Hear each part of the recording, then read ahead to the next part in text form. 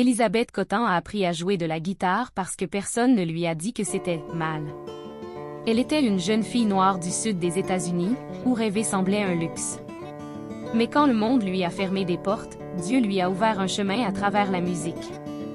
Gaucher, pauvre et oubliée, Elizabeth ne savait pas qu'en jouant de la guitare à l'envers, elle bouleversait aussi son destin.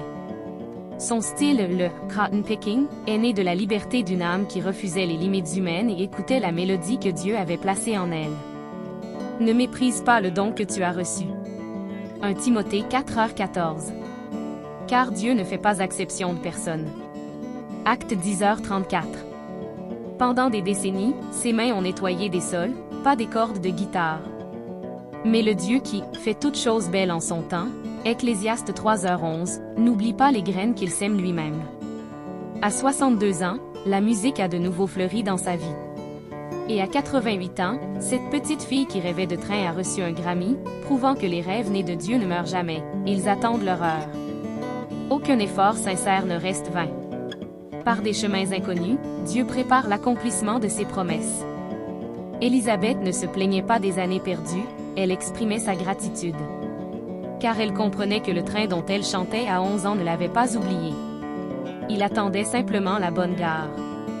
Confie-toi en l'Éternel, et fais le bien, fais de l'Éternel tes délices, et il te donnera ce que ton cœur désire. Psaume 37, 3-4. Parfois, nous pensons que nos dons n'ont plus de sens, qu'il est trop tard, ou que personne n'en a besoin. Mais Dieu continue de voir ce qu'il a lui-même placé en nous. Si vous avez confiance, si vous restez fidèle même quand personne ne vous applaudit, le jour viendra où il dira « À toi de jouer maintenant ». Dieu ne demande pas le succès, mais la fidélité. Le succès viendra quand vous en aurez le plus besoin, et de la manière qui glorifiera le plus son nom. Conclusion. The Train, d'Elizabeth Cotton n'était pas qu'une simple chanson. C'était une prophétie accomplie. Le rêve que l'on croyait perdu est revenu avec force. De même, les rêves que Dieu vous a donnés atteindront leur but, même si le voyage dure toute une vie.